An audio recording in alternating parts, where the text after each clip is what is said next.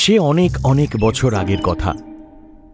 রাজ্যের মূল ভূখণ্ড থেকে বেশ খানিকটা দূরে এক দম্পতি সুখে শান্তিতে বসবাস করতেন। তাদের জীবন নিঃসঙ্গ ছিল বটে, কিন্তু একা থাকার সুবাদে কোনো রকম সামাজিক ঝঞ্ঝাট তাদের পোহাতে হতো না। ঈশ্বরের কাছে সে দম্পতির একটা মাত্র আবদার ছিল। তাদের খুব সাধ ঘর আলো করে এক ফুটফুটে সন্তান আসুক, তার হাসি কান্নায় দস্যিপনায় মেতে উঠুক তাদের জীবন। ব্যাস এটুকুই। তাছাড়া দম্পতির জীবনে আর কোনো অভাবই ছিল না। ঠিক তাদের পাশের বাড়ির উঠোন জুড়ে ছিল এক চমৎকার বাগান, আর সাজানো গোছানো পরিপাটি সেই বাগান জুড়ে ছিল অজস্র ফল, শাকসবজি, ভেষজ আর ফুলের গাছ। ফলের গাছগুলো ফলের ভারে নুইয়ে পড়েছিল। ফুল গাছগুলোয় এতই সুন্দর ফুল ফুটেছিল, মৌমাছি আর প্রজাপতিরা ফুলের ভিড়ে পথ হারিয়ে ফেলবে। ভেষজ থেকে শাকসবজি সবই বেশ তাজা, কিন্তু এই সুন্দর বাগান আর বাগানওয়ালা বাড়িটার মালিক ছিল একজন ডাইনি। তাই বাগান দেখে যতই লোভ লাগুক, কেউই কখনো সেই বাগানে ঢোকার সাহস করে উঠতে পারেনি। একদিন ঘরের বাইরে সেই ভদ্রমহিলা কোনো এক কাজে ব্যস্ত ছিল। হঠাৎই ডাইনির বাগানের দিকে তার চোখ যায়, আর চোখে পড়ে ভীষণ সুন্দর একটা গাছ। ভদ্রমহিলা এই গাছ চেনেন, র্যাম্পিয়ান গাছ। সালাড তৈরিতে কাজে লাগে। কিন্তু ডাইনির বাগানে ঢুকে এই গাছ হাতানো মোটেই সহজ কাজ নয়। কিন্তু মানুষের ইচ্ছে কি আর সহজে দমে? স্বামীর কাছে ভদ্রমহিলা বায়না জুড়ল,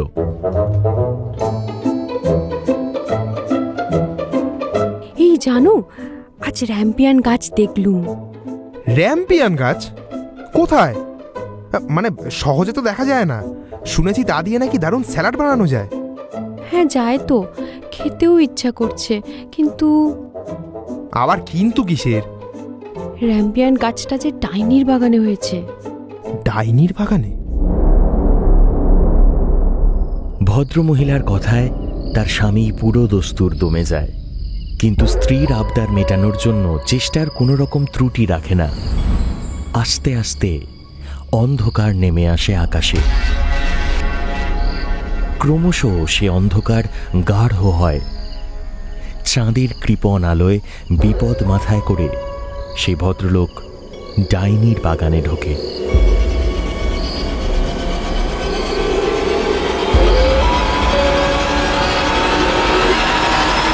তার স্ত্রী গাছের হদিশ বলেই দিয়েছিল। খানিকক্ষণ খোঁজাখুঁজির পর ভদ্রলোক সে গাছের সন্ধান পায়। আনন্দে তার মন নেচে ওঠে। ওখানে দাঁড়িয়েই ভাবতে থাকে, এই র্যাম্পিয়ান দেখে তার স্ত্রী কত খুশিই না হবে। কিন্তু নিজেকে সামলাতে হয়। তখনও সেই বাগান থেকে বেরিয়ে আসা বাকি। আর যতক্ষণ না নিরাপদে বেরিয়ে আসছে, ততক্ষণ তো একটা ঝুঁকি থেকেই যায়। কয়েক মিনিটের মধ্যে অবশ্য বাগান থেকে নিরাপদেই বাড়ি ফিরল ভদ্রলোক। হাতে র্যাম্পিয়ানের গোছা, মুখে যুদ্ধ জয়ের বিস্তীর্ণ হাসি।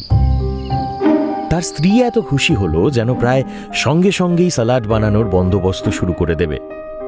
ঠিক তখনই দরজায় টোকা পড়ল। এত রাতে আবার কে এলো? আগন্তুকের পরিচয় আন্দাজ করতে করতে দরজার দিকে এগিয়ে গেল ভদ্রলোক, আর দরজা খুলতেই চমকে উঠল। তাদের দরজার ওপারে দাঁড়িয়ে আছে সেই দুষ্টু ডাইনিটা। কে রে বেটা, আমার বাগানে ঢুকে চোরের মতো র্যাম্পিয়ান চুরি করছিস? হ্যাঁ, তোর সাহস হয় কি করে? দাঁড়া, তোকে মজা দেখাচ্ছি। না না, মানে আমায় ক্ষমা করে দিন, ক্ষমা করে দিন আমায়। আর কোনোদিন এমনটা হবে না। আসলে র্যাম্পিয়ান খাবার আবদার করলো, ফেলতে পারলাম না। কিন্তু কিন্তু কিন্তু সত্যি বলছি আর কোনোদিন ও বাগানের ত্রিসীমানায় যাব না। ও আগে বলবি তো, তোর বউয়ের বুঝি র্যাম্পিয়ান খুব পছন্দ? তা বেশ বেশ বেশ বেশ, আমার বাগানে সব র্যাম্পিয়ান তোর বউকে খেতে দেব, আর এ নিয়ে কিচ্ছু বলবো না, কিন্তু আমার একটা শর্ত আছে যে। শর্ত? বলুন, কি শর্ত? বলুন আমায়। আমি সব করতে রাজি, কিন্তু দয়া করে আমাদেরকে ক্ষমা করে দিন। বলুন আপনার শর্ত। অত উদ্বিগ্ন হওয়ার কিচ্ছু নেই, বলবো বলেই তো আশা। শোন, তোর আল্লাদি বউ তো খুব তাড়াতাড়ি সন্তানের জন্ম দেবে, তাই না? হ্যাঁ, তা সেই সন্তান জন্মানো মাত্রই আমার হাতে তুলে দিবি, বুঝেছিস? এমন করবেন না, দোহাই আপনাকে। আমার এই সন্তানকে আগলেই তো বাকি জীবনটা কাটাবো। ক্ষমা করুন, এমন নির্দয় হবেন না। এত কিছু বলে কোনো লাভ নেই এখন আর। র্যাম্পিয়ান নিতে বাগানে ঢোকার আগে তোর এসব ভাবা উচিত ছিল। কান্নাকাটি থামা এখন, যা বলেছি ঠিক তাই করবি, না হলে তোর বিপদ বাড়বে। আর এটা ভেবে দেখ, আমার কাছে থাকলে তোর সন্তান বেঁচে তো থাকবে, হ্যাঁ? সেও তো মন্দের ভালো, তাই না?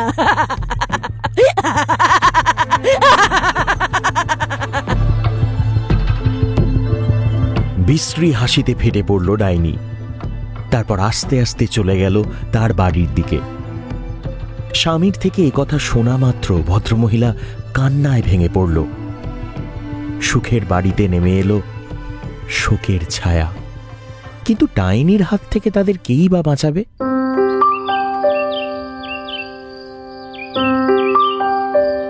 কয়েক মাস পরে দম্পতি একখানা সুন্দর ফুটফুটে ছোট্ট মেয়ের জন্ম দিল।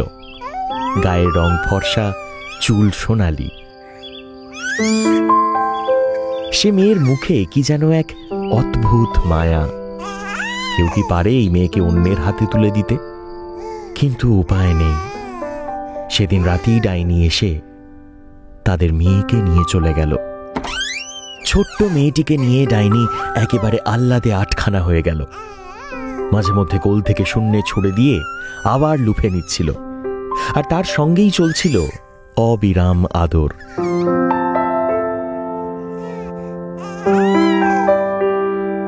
আমার ছোট্ট সোনা, চাঁদের কণা, মিষ্টি মেয়ে, আজ থেকে তোর নাম দিলুম র্যাপুনজেল, আমার ছোট্ট র্যাপুনজেল।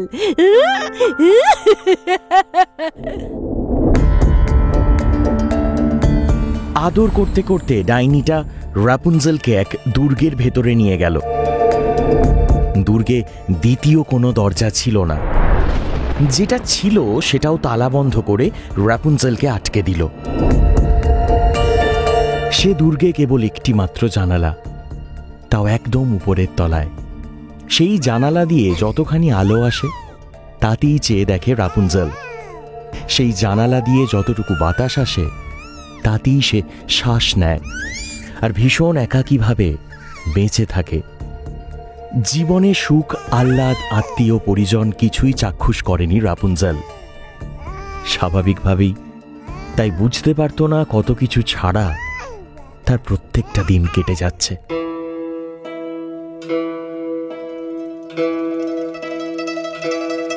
এরপর কালের স্রোতে আরো অনেকটা সময় কেটে গেল। সেই দিনের শিশু র্যাপুনজেল যৌবনের সান্নিধ্যে এসে হয়ে উঠল সুন্দরী, স্বর্ণকেশী। তার চুল শুধু যে সোনালি তাই নয়, কল্পনাতীত রকমের লম্বা। কিন্তু নিয়তির ফেরে সুন্দরের এই প্রতিমূর্তি আসলে ভীষণভাবে নিঃসঙ্গ। তার একাকী দিন কাটত দুর্গের একমাত্র জানালায় বসে থেকে উজ্জ্বল পৃথিবীর দিকে চেয়ে। সে বারবার উপলব্ধি করত সে এখানে বন্দিনী। দুঃখে মুচড়ে উঠত তার বুক। সে ব্যথা ক্রমশ শব্দ হয়ে উঠত। দুর্গের জানালায় রাপুনজেলের কণ্ঠে ভেসে উঠত দুঃখের গান, কষ্টের পাঁচালী। ডাইনি মাঝে মধ্যেই তার সঙ্গে দেখা করতে আসত, কিন্তু চাবি খুলত না। দুর্গের বাইরে দাঁড়িয়ে ডাইনি চিৎকার করে বলতো, র্যাপুনজেল, ও র্যাপুনজেল, তোমার লম্বা চুলখানা একটু নামিয়ে দাও তো মা। কই গেলি র্যাপুনজেল? কই রে? রাপুনজেল জানত এই আদরের ডাক আসলে অভিনয়। তার বন্দি জীবনের জন্য দায়ী এই ডাইনিটাই। এক ডাকে সাড়া দিতে একেবারেই ইচ্ছে করত না তার, কিন্তু অনিচ্ছে সত্ত্বেও তাকে তার দীর্ঘ চুলের বেনি নিচে নামিয়ে দিতে হতো। আর সেই চুলের গোছ ধরে বিশ্রী হাসি হাসতে হাসতে ওপরে উঠে আসতো ডাইনিটা। খড়খড়ে হাত বোলাতো রাপুনজেলের গায়ে। ভীষণই ব্যঙ্গের সুরে জানতে চাইতো, কেমন আছিস র্যাপুনজেল? ভালো আছিস তো? শুনে সর্বাঙ্গে কি যেন এক অস্বস্তি খেলে যেত রাপুনজেলের। ছলছল করে উঠত চোখ জোড়া। কিন্তু রাপুনজেল জানত এ থেকে তার মুক্তি নেই। একদিন এক রাজকুমার কাছে পিঠের কোনো এক বনের মধ্যে দিয়ে যাচ্ছিল। রাজকুমারের চেহারা সুঠাম, বর্ণ উজ্জ্বল, টিকালো নাক। বয়স অবশ্য চোখ দেখে আন্দাজ করা যাচ্ছিল না, তবে এইটুকু বলা যায় যৌবনে সবে পদার্পণ করেছেন তিনি। বনের মধ্যে একা যেতে যেতে আচমকা তার কানে ভেসে এলো মিষ্টি একটা কণ্ঠস্বর। প্রথমে ভাবল মনের ভুল। এই বন জঙ্গলের ভেতর কোন নারী তাকে গান শোনাবার জন্য বসে থাকবে? কিন্তু আরো খানিকটা এগোবার পর বুঝল ব্যাপারটা মোটেই মনের ভুল নয়। স্পষ্ট একটা নারী কণ্ঠস্বর, যেন অনুভূতির সবটুকু মেয়েটি ঢেলে দিয়েছিল ওই গানে। রাজকুমার গান শুনে বিহ্বল হয়ে পড়ল। এদিক ওদিক খানিকক্ষণ দৌড়ে গায়িকাকে খোঁজার চেষ্টা করল, কিন্তু কাউকেই দেখতে পেল না। শেষমেশ থমকে দাঁড়ালো জঙ্গলের ভেতর। গাছের ডাল আর পাতার চাঁদোয়া গোটা আকাশ ঢেকে রেখেছিল, আর সেই দিকেই তাকিয়ে চিৎকার করল রাজকুমার, কি সুন্দর কণ্ঠস্বর! কে কে এই বনের মাঝখানে কে এত সুন্দর গান গাইছে? উত্তর দাও আমায়, কে?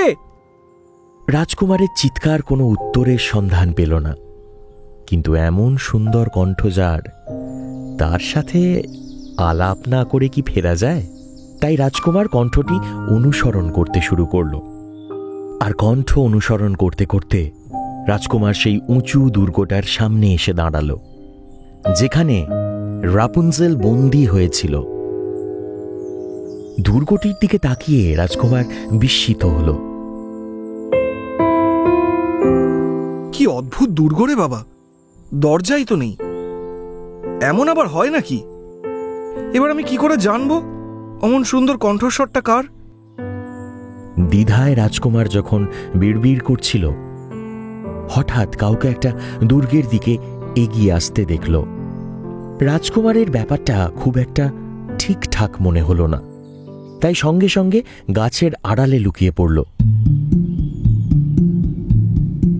র্যাপুনজেল, ও র্যাপুনজেল, তোর লম্বা চুলখানা একটু নামিয়ে দে তো মা।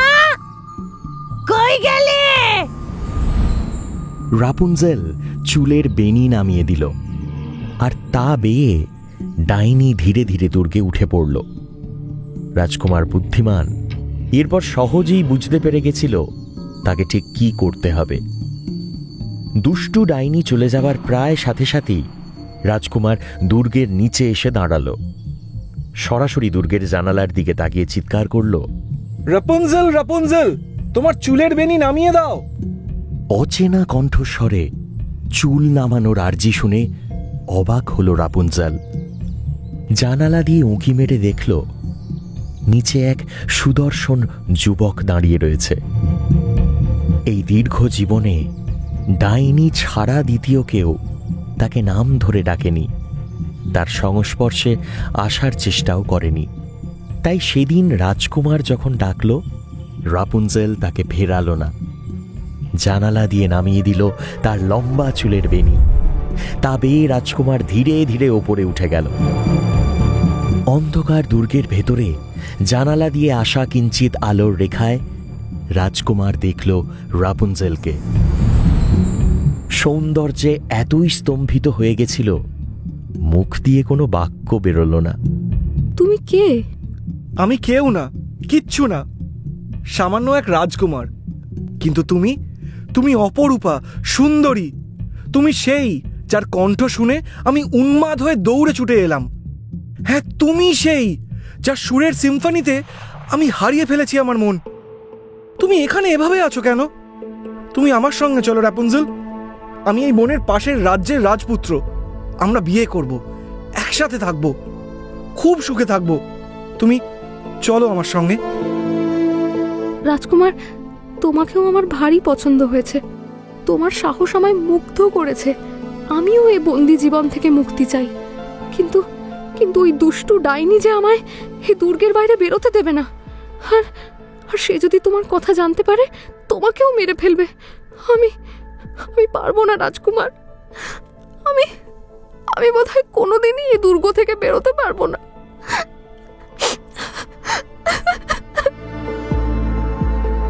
একদম কাঁদবে না তুমি।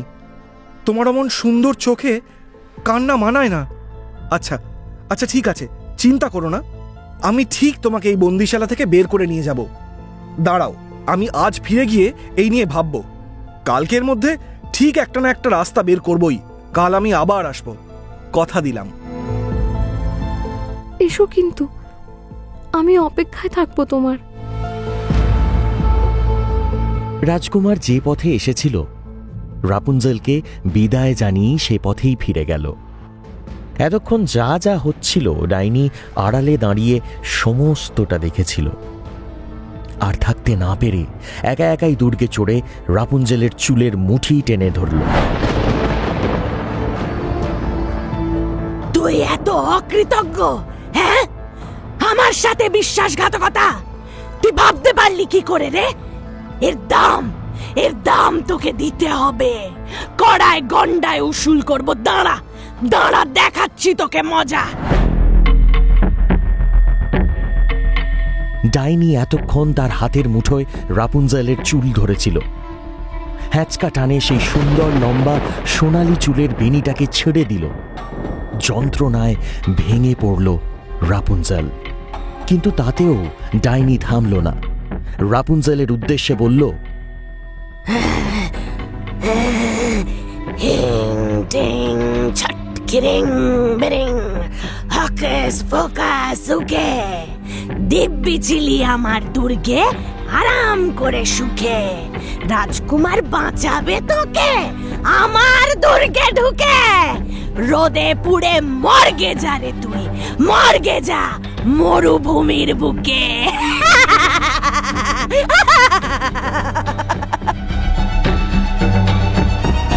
সঙ্গে সঙ্গে রাপুনজেল এক মরুভূমির মধ্যেখানে গিয়ে পড়ল।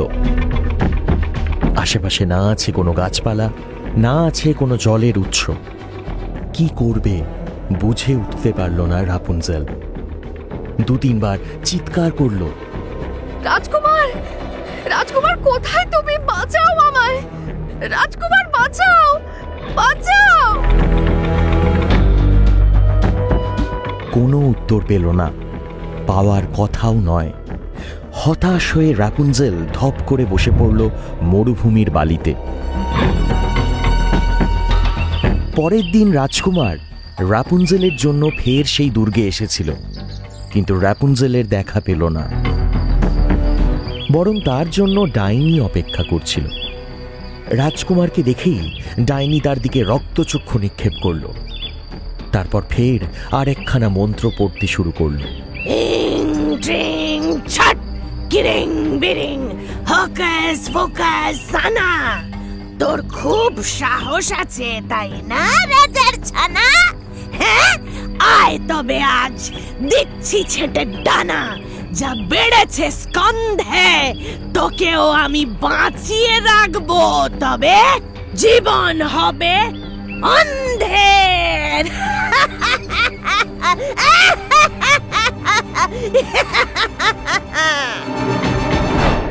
রাজকুমার প্রায় সঙ্গে সঙ্গেই দেখল তার চোখের সামনের দুনিয়া গায়েব।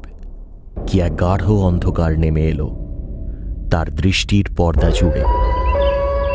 অন্ধ রাজকুমার রাপুনজেলকে হারানোর দুঃখ বুকে নিয়ে জঙ্গলের মধ্যে দিয়ে হাঁটতে শুরু করল। কানে আসছিল পাখির মিষ্টি ডাক, পশুর চিৎকার, কিন্তু সে কান পেতেছিল সেই সুন্দর কণ্ঠস্বরের জন্য, যে কণ্ঠের গান শুনে এত ঝঞ্ঝাটের জন্ম। হাঁটতে হাঁটতে অন্ধ রাজকুমার দিন, মাস, বছর কাটিয়ে দিল। জঙ্গল পেরিয়ে পাহাড়, পাহাড় পেরিয়ে সমুদ্র তট। অন্ধ রাজকুমার কোনো না কোনোভাবে খিদেটুকু মিটিয়ে হেঁটেই চলল রাপুনজেলের খোঁজে। চলতে চলতে একদিন সে এক মরুভূমির মধ্যে এসে পৌঁছল। আর তখনই তার কানে ভেসে এলো অপূর্ব সুরের সেই গান। আনন্দে মশগুল হয়ে উঠল রাজকুমার। আমি এই সুর চিনি, আমি এই কণ্ঠ চিনি। এ তো আমার রাপুনজেলের কণ্ঠ। কোথায় তুমি রাপুনজেল? দেখো আমি এসেছি, আমি তোমার জন্য এসেছি রাপুনজেল। রাপুনজেল, আমি যে তোমায় দেখতে পাচ্ছি না, আমি যে কিচ্ছু দেখতে পাচ্ছি না। আর রাপুনজেল, কণ্ঠ অনুসরণ করে করে অন্ধ রাজকুমার রাপুনজেলের কাছে এসে পৌঁছল। রাপুনজেল রাজকুমারকে দেখতে পেয়ে আনন্দে আত্মহারা।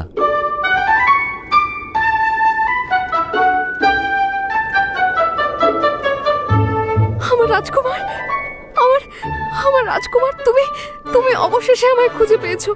সত্যিই তুমি ম্যাজিশিয়ান রাজকুমার। আমি যে সব আশা হারিয়ে বসেছিলাম। ভেবেছিলাম আর কোনোদিনই হয়তো তোমায় দেখতে পাবো না। এই তো এসেছি আমি।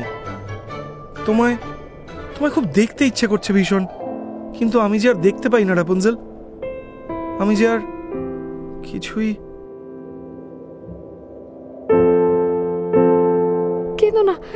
কেঁদো না লক্ষ্মীটি, আজ আমার ভীষণ আনন্দের দিন। আমি যে নিজেও খুশিতে কান্না থামাতে পারছি না। এ কথা বলতে বলতেই এক দৌড়ে রাজকুমারকে জড়িয়ে ধরল রাপুনজেল। মুখের কাছে নিয়ে এলো মুখ। আর তখনই রাপুনজেলের অশ্রুবিন্দুর কয়েক ফোঁটা রাজকুমারের দুচোখে পড়ল। আশ্চর্যের ব্যাপার, সেই অশ্রুবিন্দুর ছোঁয়ায় ধীরে ধীরে রাজকুমারের দৃশ্যপটে ফুটে উঠল গোটা দুনিয়া। স্পষ্ট হয়ে উঠল রাপুনজেলের চেহারা। আনন্দে নেচে উঠল রাজকুমার। রাপুনজেল, আমি আবার দেখতে পাচ্ছি, আমি তোমায় দেখতে পাচ্ছি। ও রাপুনজেল, তুমি আমায় বাঁচালে। ম্যাজিক তো তুমিও জানো। চলো চলো, আর দেরি নয়, চলো আমরা আমাদের রাজ্যে ফিরে যাই। তারপর তারা দুজন মিলে হাঁটতে হাঁটতে বনের কাছের সেই রাজ্যে ফিরে গেল। রাজকুমারকে ফিরে পেয়ে সেখানে খুশির উৎসব, আনন্দের জোয়ার।